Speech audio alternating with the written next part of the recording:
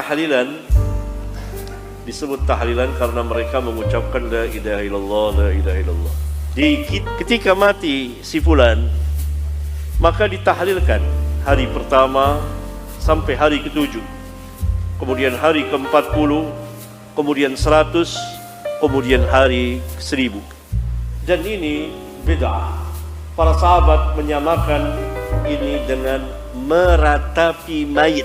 Anak Umar bin Khattab berpesan, kalau aku mati nanti, bacakan di atas kuburku, pada bagian kepalaku pangkal Al-Baqarah, pada bagian kakiku ujung Al-Baqarah. Itulah dalil bacaan Quran sampai untuk orang yang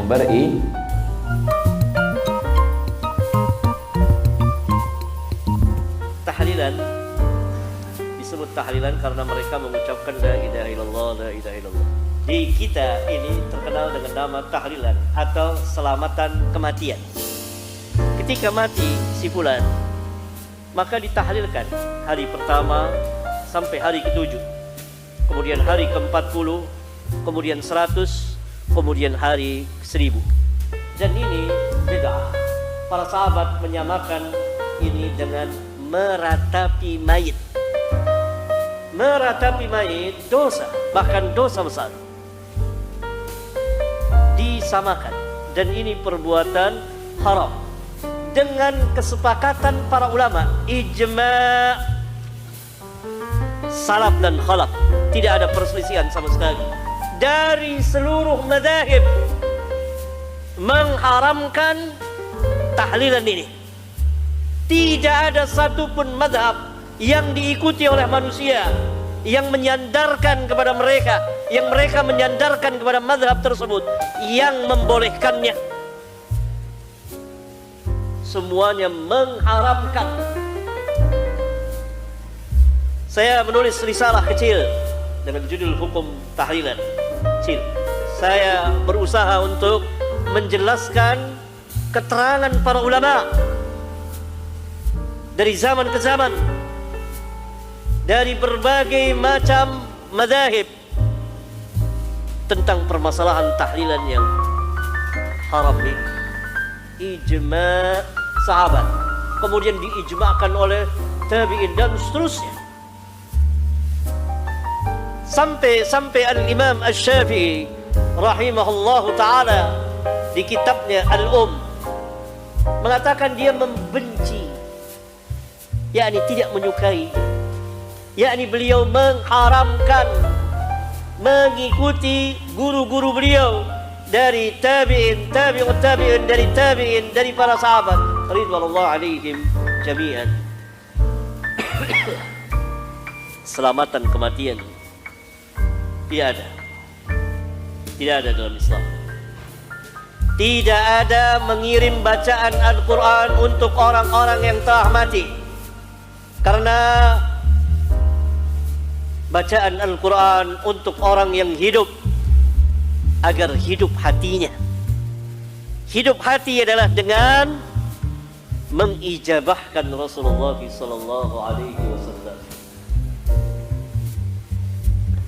Dinasihati semampu antum.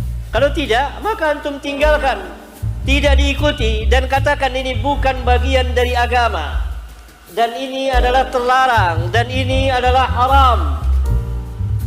Tidak ada seorang pun ulama Islam yang menghalalkannya, membolehkannya.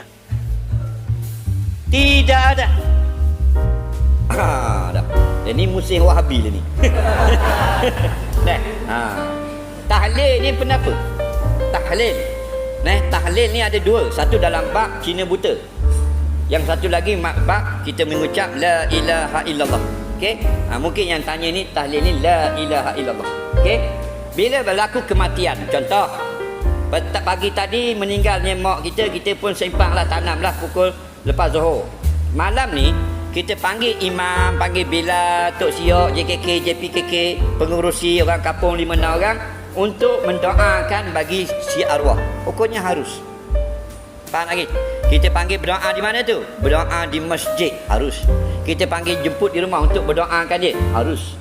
Atau kita buat di pejabat, pasal rumah kita tak ada ruang, hukumnya harus. Faham lagi? Yang tak boleh kita panggil malam tu mari ramai-ramai supaya pakak menangis belaka, berduka cita atas kematian. Dilarang syarak.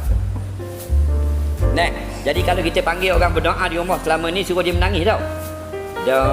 Suruh dia berdoa. Kemudian pula sebelum dia berdoa, dia membaca beberapa ayat Quran seperti orang yang baca dalam tahlil. Hukumnya harus. Kerana sebaik-baik doa dimulakan dengan membaca kitabullah. Faham lagi?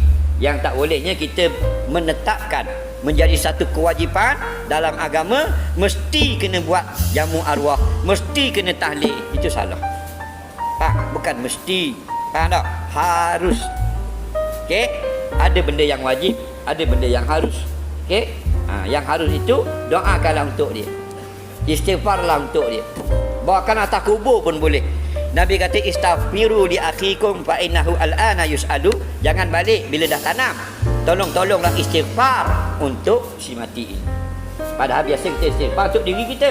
Astagfirullah. Tiba-tiba istaghfiru. Kamu istighfar bukan untuk kamu. Tolong istighfar untuk mayat yang baru kamu tanam ini. Fa innahu, sungguhnya dia ni al'ana yus'alu. Sekejap lagi datang malaikat bertanya. Nampak?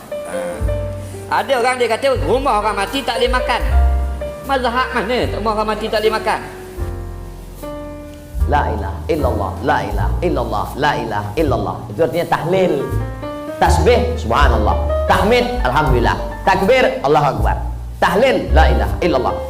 Man halala, siapa yang mengucapkan tahlil, summa ahdatsa wabahu ilal mayyit, kemudian tahlil itu dihadiahkannya kepada si mayit orang mati, yantafi'u bihi, pahalanya sampai dan orang mati itu dapat manfaat. Begitu kata Imam Ibnu Taimiyah dalam kitab Majmu' Fatwa Ibnu Taimiyah. Kenapa Ustaz pilih pendapat Ibnu Taimiyah? Karena yang banyak melarang-melarang nih sekarang anak-anak buahnya Ibnu Taimiyah. Paham?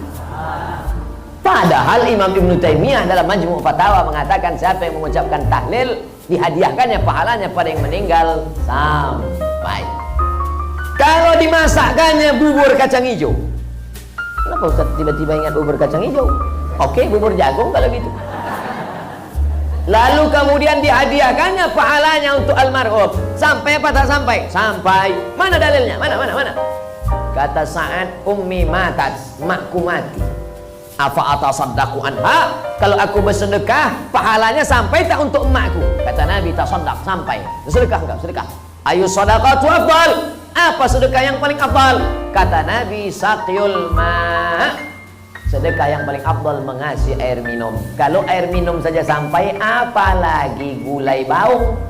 Ada orang membaca Al-Quran, Imam Ahmad bin Hanbal melarang, tapi orang itu menyebutkan riwayat hadis, ternyata perawinya thiqah, bahwa Nabi punya sahabat namanya Abdullah bin Umar. Anak Umar bin Khattab berpesan, kalau aku mati nanti, bacakan di atas kuburku, pada bagian kepalaku pangkal Al-Baqarah, pada bagian kakiku ujung Al-Baqarah. Itulah dalil bacaan Quran sampai untuk orang yang sedekah sampai, tahlil sampai, baca Quran sampai. Sudah saya sebutkan dalil-dalilnya. Tak juga percaya, saya tak bisa menjawab. Habis.